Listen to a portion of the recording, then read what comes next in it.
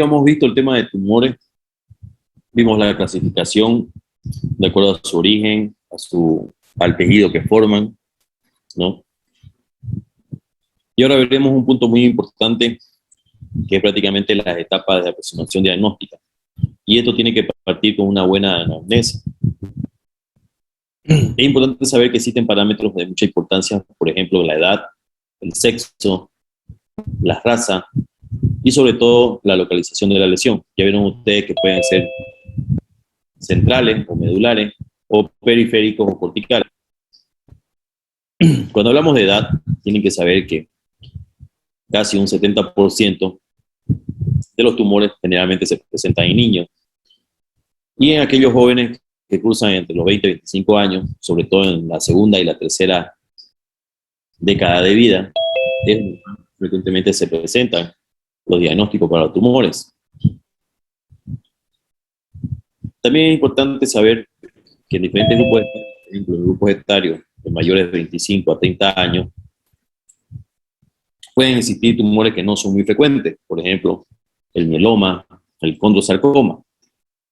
Y existen, por ejemplo, tumores que son muy frecuentes, veíamos en la etapa de los niños, que arriba de grupos etarios de la tercera edad son casi predominantes, como en el caso del tumor de la célula gigante. Entonces, si se dan cuenta, el grupo etario generalmente tiene aparición de ciertos tipos de tumores y otros tumores que son menos frecuentes. Y cuando tenemos generalmente personas mayores a 45 años, lo que tenemos que tener en cuenta es que los tumores metastásicos son los que más comúnmente se van a presentar.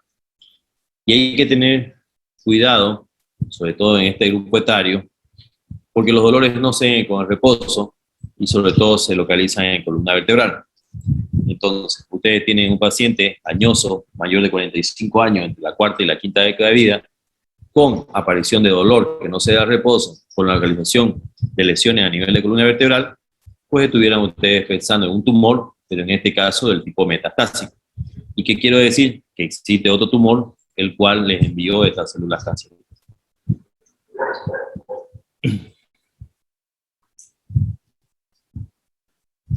Es también importante seguir con la anamnesis para determinar justamente la relación que pueden tener en cuanto a la aparición de diferentes tumores relacionados, por ejemplo, al sexo. Por ejemplo, en las personas, bueno, en el grupo de varones, a diferencia de las mujeres, la aparición de los tumores va en una relación de 2 a 1. Excepto en el tumor de célula gigante, que es más frecuente en las mujeres. Esto ya se ha determinado, generalmente es más frecuente en las mujeres. Pero solamente jóvenes, hablando obviamente de tumores óseos, ¿no? Eso no se vayan a equivocar. La raza generalmente no influye, el predominio de una raza étnica no influye en la aparición de un tumor óseo, pero existen situaciones donde alteraciones esqueletas pues prácticamente son demasiado raras. Por ejemplo, en la raza negra es muy difícil que ustedes vean un sarcoma de Ewing. Generalmente se lo ve en la raza caucásica, en la gente europea, ¿no? La localización, como veíamos en las primeras clasificaciones, cuando están próximos a los cartílagos de crecimiento, sobre todo en huesos largos, fémur, tibia y húmero. Cualquier alteración que ustedes vean cerca del crecimiento, al cartílago de crecimiento, en fémur, tibia y húmero, les tiene que hacer pensar que se trata de un tumor. En el caso de la localización se encuentra a nivel del cráneo o cara, lo más frecuente en pensar es que sean del tipo osteoma, que sean tumores benignos, que exista una gran proliferación de un tejido óseo inmaduro, y generalmente se da próximo a los senos, en este caso senos frontales, senos paranasales. Generalmente son hallazgos radiológicos, quiere decir que son asintomáticos, y se muestran como una hiperdensidad, o sea, una cavitación mucho más exagerada a lo que se puede ver en un seno frontal en una radiografía común. Generalmente se sintomáticos cuando estos tienden a crecer demasiado y llegan a obstruir el seno, en este caso paranasal o frontal, y de ahí para adelante ya pues producirán la clínica respectiva. Cuando tenemos localizaciones, por ejemplo, en cráneo y sobre todo en pelvis, estamos hablando ya de situaciones un poco más complicadas, y si ustedes ven el término condrosarcoma, nos estamos refiriendo a un tumor que prácticamente está teniendo características, en este caso, malignas. Metástasis, cualquier hueso, ¿no? Generalmente se da sobre todo en huesos esponjosos porque lleva mayor vascularidad, y este tejido esponjoso es predominante, ustedes saben, en la pelvis, predominante en los cuerpos vertebrales de la columna vertebral, predominante a nivel de las costillas y predominante a nivel del esternón. Entonces, si ustedes tuvieran una lesión osteolítica en pelvis, en columna, cuerpo vertebral de columna, o en costilla, o en esternón, pues tuvieran que pensar que se trata de un tumor, y en este caso de un tumor metastásico. Por su localización también se lo puede denominar tumores epifisiarios, que generalmente se producen cerca de las placas de crecimiento, ¿no? Y esto por una formación de un tejido inmaduro, por ejemplo, los condroblastomas, o el tumor gigante que generalmente se da en la epífisis. Tumores metafisiarios, es muy importante también determinar si se trata de un tejido maligno o ya sea benigno. Por ejemplo, localizado a nivel de metáfisis, pueden tener un osteosarcoma o pueden tener un osteomastoide, en este caso maligno o benigno, pero tienen que saber de que la localización en metáfisis te tiene que dejar en claro que tienes que diferenciar un maligno de un benigno. El adamantimoma, pues prácticamente son por lo general tumores netamente diapficiarios, netamente del tejido óseo. Cuando estamos realizando la aproximación diagnóstica y estamos con la anamnesis y empezamos a ver las manifestaciones clínicas, es muy importante, por ejemplo, indagar sobre el dolor.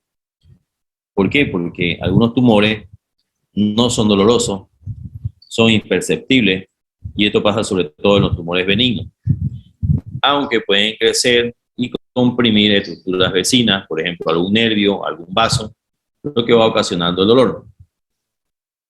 Pero generalmente ellos son indoloros y tienen una evolución pues, prácticamente tórpida, ¿no? Que pasa desapercibida, no sé, que crezca demasiado y esté comprimiendo algún área. Y estos son los osteomastoides, que las características es que es un tumor pequeño, pero es ricamente vascularizado e inervado, entonces tiende a crecer. Y cuando tienden a crecer es cuando pueden complicarte con la compresión, ¿no? de alguna estructura vecina.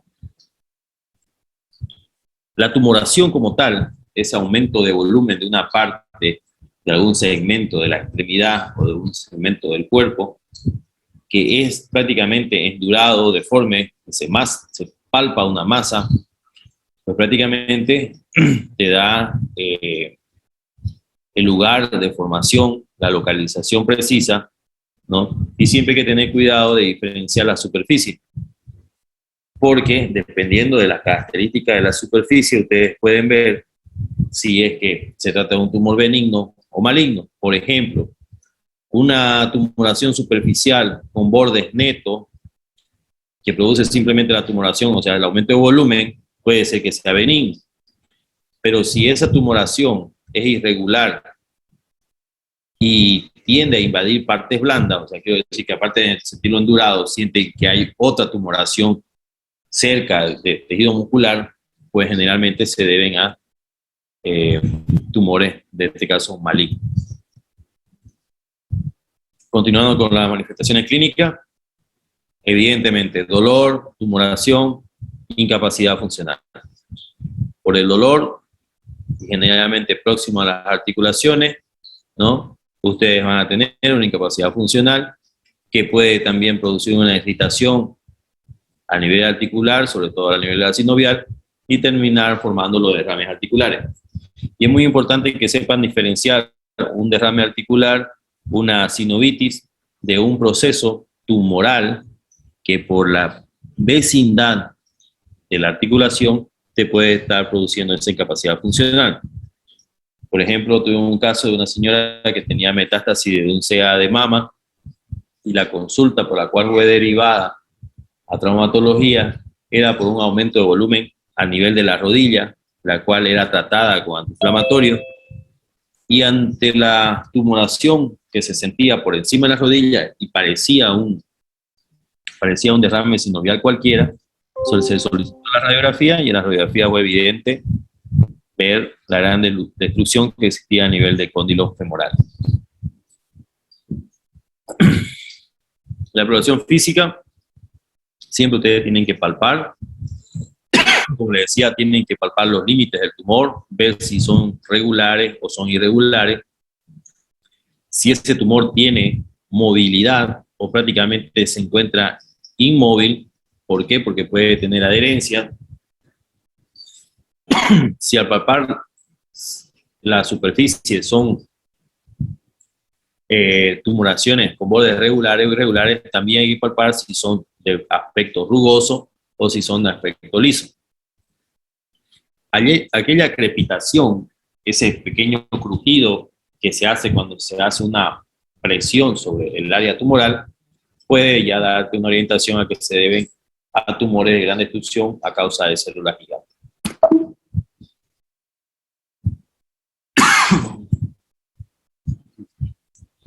Esto es muy importante que lo practiquen incluso cuando tengan ustedes tiempo, el poder diagnosticar en base a los criterios radiológicos. Por ejemplo, se dividen en 7. La localización de la lesión es un criterio radiológico. Ya ustedes saben que hay que diferenciar si es medular, si es periférico, si es diaficiario, si es epifisiario o prácticamente si es cerca a la placa de crecimiento oficial. Las características de los bordes, ya ustedes saben, hay que verificar si los bordes son regulares, irregulares, si presenta adherencia, si tiene aspecto rugoso, si tiene aspecto liso.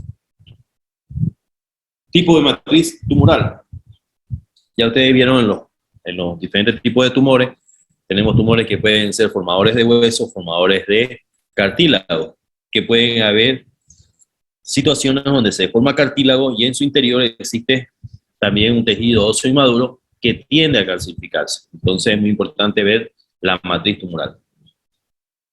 El tipo de destrucción ósea, como saben, la tumoración es una gran proliferación de células nuevas que no consiguen un patrón normal, totalmente regular, y este crecimiento en un lugar donde no debería de estar, pues te produce destrucción. Entonces hay que ver el tipo de destrucción ósea. El tipo de respuesta perióstica a la lesión. Ustedes saben muy bien que el periósteo es encargado, aparte de la vascularidad, el de contener y formar nuevos huesos. Y cuando existe una destrucción en el interior del tejido óseo, que está llegando hacia la cortical y sobre todo hacia el periósteo, va a ser el periósteo el que va a tratar de limitar o se va a ver rebasado en cuanto a la gran destrucción ósea.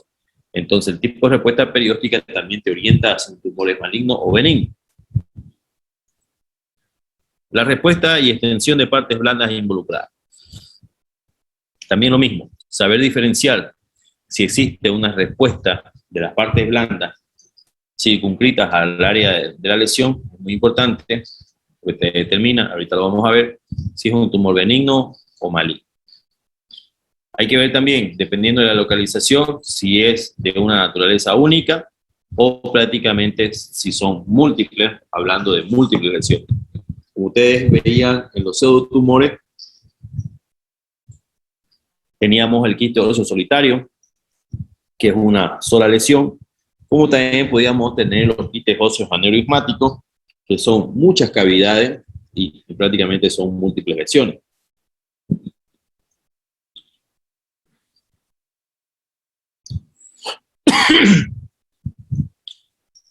Criterios básicos y prácticamente radiológicos. Número 1, la localización de la lesión. Ya les decía a ustedes, tiene que ver mucho con el lugar donde se encuentra la lesión. Por ejemplo, existen tumores con predilección por un tipo de hueso en específico o sitios en el mismo lugar. Por ejemplo, tumores en vértebra se relacionan con metástasis, como veíamos anteriormente, a mielomas, a hemangiomas. Igual también tenemos los tumores en diáfisis, que ustedes saben, centrales, y ahí estábamos hablando de los osteosarcomas.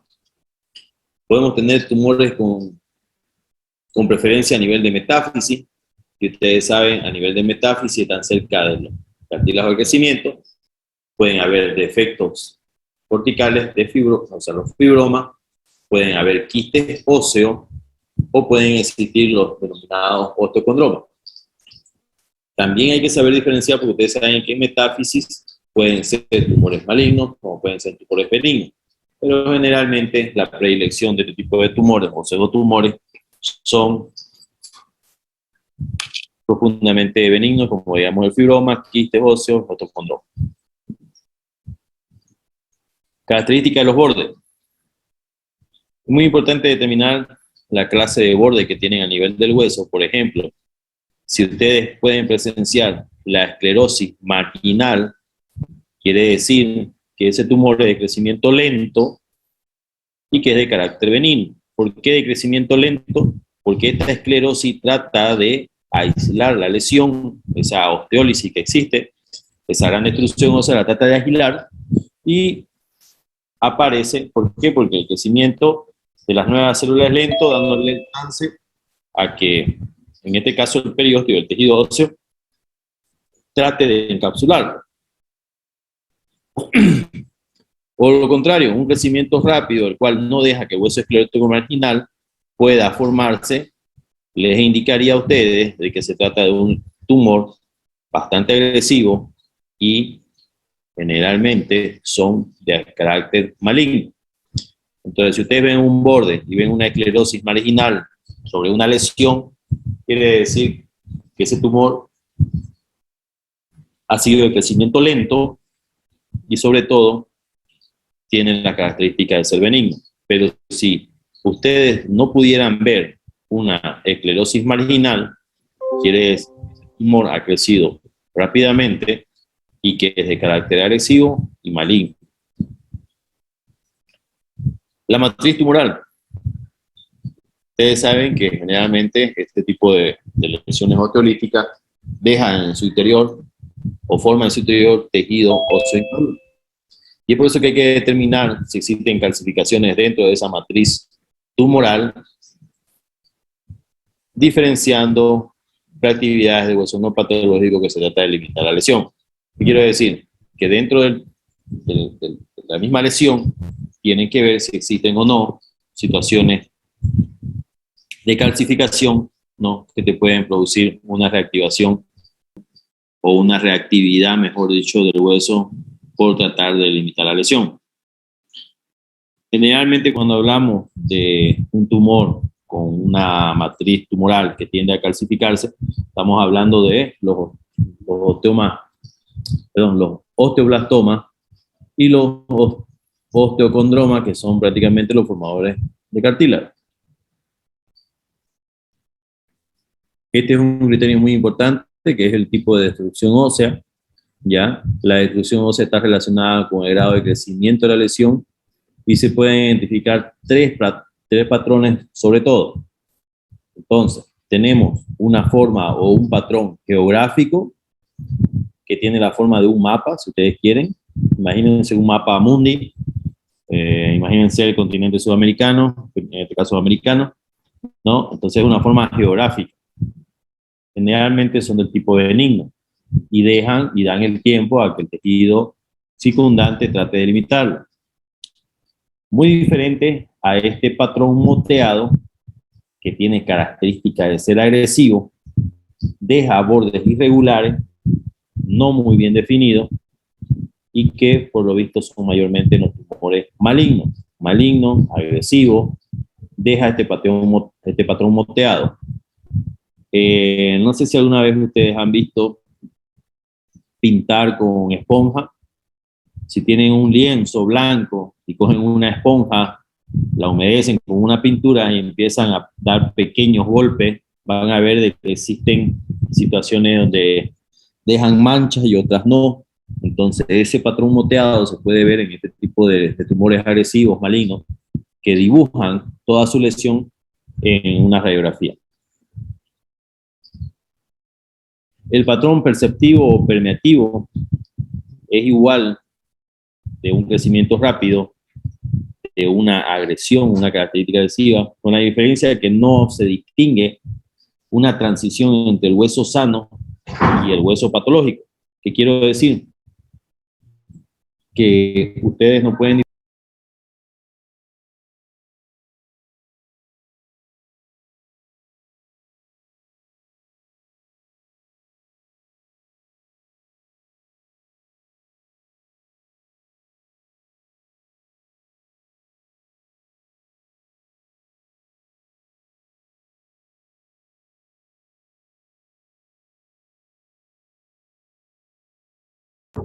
Disculpen, estaba en una llamada.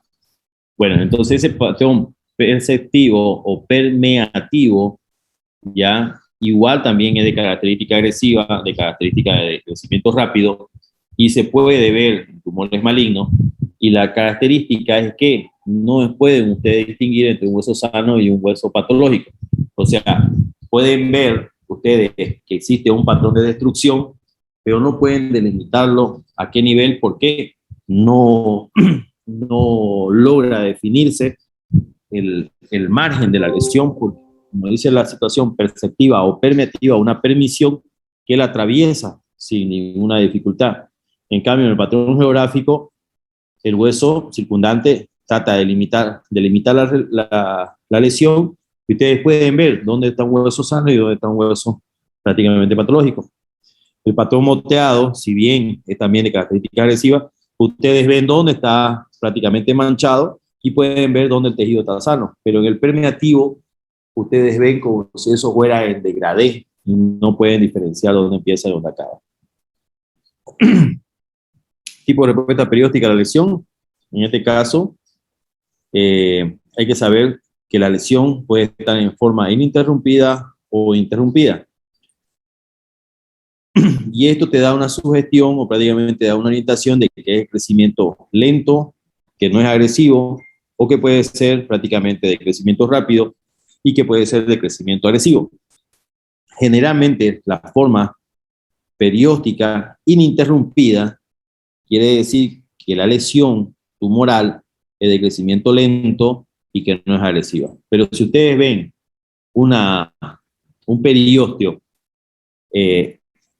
interrumpido, ¿ya? Pues prácticamente quiere decir que su lesión tumoral es de rápido crecimiento y es muy agresiva. Entonces, perióstico intacto, situación benigna. Perióstico no intacto, ya interrumpido, agresión rápida, maligna, agresiva. Tenemos ejemplos, por ejemplo, de situaciones de respuesta periódica ininterrumpida: los osteomas osteoides, tumor benigno, quistes óseos neumáticos, pseudotumores. Interrumpida, por ejemplo, catáfilas de cebolla. Esta es una imagen radiológica que ustedes ven como si fueran las capas de una cebolla, igual como cuando cortan una cebolla, y esa forma interrumpida de estas diferentes capas te orienta a un tumor maligno que es el osteosarcoma de Eden. Imagen en sol naciente, como si ustedes vieran los rayos de un sol en el horizonte, igual también te muestra una forma interrumpida del periósteo, también característico de un tumor osteosarcoma totalmente agresivo. Y luego tenemos otra forma que es en forma de cepillo, que también es otra forma interrumpida de la continuidad del periósteo, también es relacionada a una tumoración maligna como es el osteosarcoma. Respuesta de extensión a partes blandas involucradas. Ahora, una ausencia de una extensión hacia los tejidos blandos, o sea, quiere decir que la lesión está solamente en el hueso, nos orienta a que es un tumor benigno.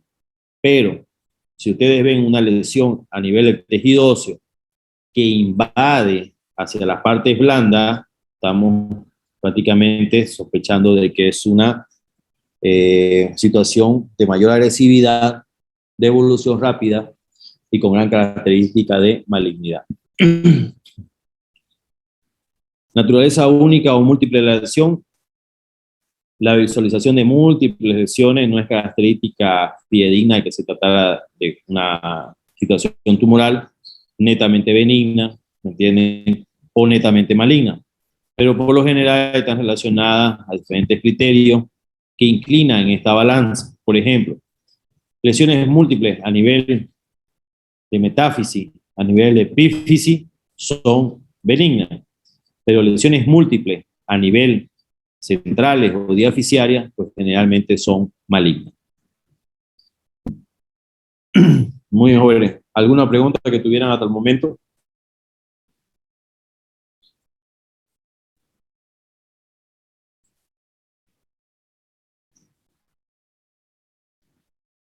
¿Ninguna pregunta, jóvenes? No. Muy bien. Diagnóstico de laboratorio. Ya ustedes vieron los 7 criterios radiológicos, ahora tienen los criterios los criterios de laboratorio. Esto es muy importante. Cuando ustedes solicitan un hemograma, si bien no tienen un marcador tumoral como tal, tienen que saber que existen diferentes alteraciones. Por ejemplo, en un hemograma, pues van a tener la velocidad de editosemactación bastante aumentada por el consumo. Una reactante de fase aguda como es el PCR lo van a tener elevado. ¿Por qué? Porque todo este cambio produce un proceso inflamatorio. La LDH, la lactato desdeoinasa, generalmente se ve aumentada en los casos de los sarcomas de Ewing. Existen diferentes tipos de proteínas, por ejemplo, el proteinograma electroforético te muestra una elevación de las proteínas, en este caso, los casos de mieloma. Pero es muy importante que ustedes aquí tomen en cuenta las fosfatasas alcalinas. Las fosfatasas alcalinas se deben a una actividad osteoblástica. Entonces, si ustedes tuvieran una lesión tumoral con una actividad osteoblástica, pues las fosfatasas alcalinas van a estar aumentadas. Ojo que hay que tener cuidado. Si haces el diagnóstico de una persona que está en crecimiento, su fosfatasa alcalina va a estar elevada hasta 4 veces su valor normal, a diferencia de una lesión tumoral que esta se va a encontrar 5 veces más y hasta 10 veces más de un valor normal.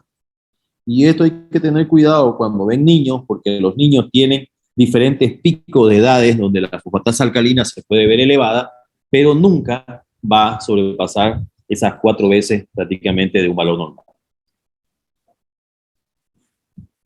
Antígeno prostático, siempre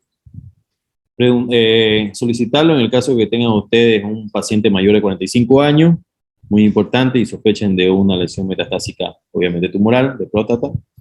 Los marcadores FeNO, que son prácticamente marcadores tumorales, generalmente no tenemos en el medio, pero también son descritos para diferentes tipos de situaciones, por ejemplo, osteosarcoma de Ewing, mieloma, tumor de células gigantes. Pero lo que ustedes nunca deben de dejar de sospechar es una BCG aumentada, una PCR, una lactato hidrogenasa y una fosfatasa alcalina elevada. Y sobre todo sospechar en el caso de una persona de mayor de 40 años con el antígeno prostático específico. La gamografía, como vieron ustedes en las situaciones de infecciones, tanto de artritis como de poliomielitis, nos ayuda en este caso a detectar o descartar metástasis a través del uso de esos radioisótopos. La tomografía axial computarizada, porque prácticamente nos ayuda a delimitar, a localizar y ver las características de cualquier tipo de tumor a nivel óseo, evidentemente. Para determinar hacia partes blancas es un poco más difícil. En este caso será mejor pues pedir una resonancia magnética. La resonancia magnética determina muy bien los límites de toda tumoración, ¿no? Y sobre todo si esto está invadido hacia las partes blandas, donde su uso va a ser mucho más importante que el de la tomografía. Muy bien, han tenido diagnóstico por imágenes, diagnóstico por clínica, laboratorio, y ahora trataría el diagnóstico prácticamente definitivo, y el definitivo generalmente se lo realiza por biopsia. El tipo de diagnóstico por biopsia ya debe ser hecha por un cirujano, en este caso el que va a realizar todo el tratamiento, ya, y generalmente se lo debe solicitar cuando existen dudas sobre el diagnóstico en específico, ¿no? Y hay que confirmar, por ejemplo, si existe un defecto fibroso cortical, un hemangioma o un osteoma, ¿no? Muy importante para que ustedes puedan realizar su biopsia, porque este tipo de tumores te pueden sangrar demasiado o te pueden alterar la anatomía por una agresión. Es muy importante realizar la biopsia porque te da el diagnóstico de benignidad o de malignidad y prácticamente le pone el apellido al tumor. La biopsia generalmente es la última palabra en cuanto al diagnóstico de los tumores. Y ustedes pueden realizar una biopsia a través de la punción con aspiración de aguja fina, lo que se denomina PAP, ¿ya? Y esta es netamente una punción al tejido que ustedes quieren analizar y simplemente es puncionar y aspirar con una aguja y ese contenido que quedó entre la aguja y el émbolo, o sea, y el contenido de la luz de la jeringa, pues todo eso se manda a estudiar. Ahora, puede ser realizada a través de un trocar, ¿no? Esto es un poco más necesario, porque saca más tejido que necesita ser estudiado, ¿ya? La complicación es que para utilizar un broca se necesita una imagen de fluoroscopía y sobre todo necesitan ustedes el entrenamiento, porque si realizan con un trocar una biopsia en columna, pueden tranquilamente perforarlas y pasarse a cavidad intraabdominal o prácticamente a nivel de pelvis, pasarse a nivel de suelo pélvico y bueno, tener una catástrofe. Pero las funciones por aguja fina son las más seguras, las más rápidas. El trocar, la ventaja es que te obtiene mucho más material que lo que hace una aguja.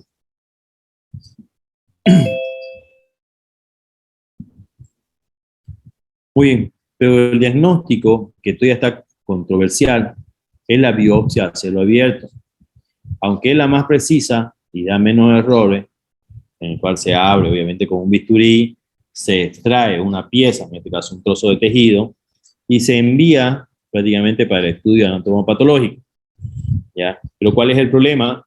Que tú al abrir, al retirar una pieza de tejido tumoral, pues prácticamente has hecho que migren células tumorales hacia el torrente sanguíneo y puede colonizarte a distancia, especialmente pulmón, especialmente cerebro. Muy bien. La estadificación de este tipo de tumores generalmente se lo estadifica dependiendo de si son benignos, si tienen malignidad, ya sea alta o baja, la localización, si son generalmente intracapsulares o si son extracapsulares, y por último, si presentan o no metástasis. Si el tumor es primario, si presenta metástasis o si no presenta metástasis. Muy bien. Bueno, jóvenes, imagino que deben estar cansados. Esta ya es otra parte. Ya, este es prácticamente parte del tratamiento. ¿Alguna pregunta que tengan sobre criterios radiológicos, sobre todo?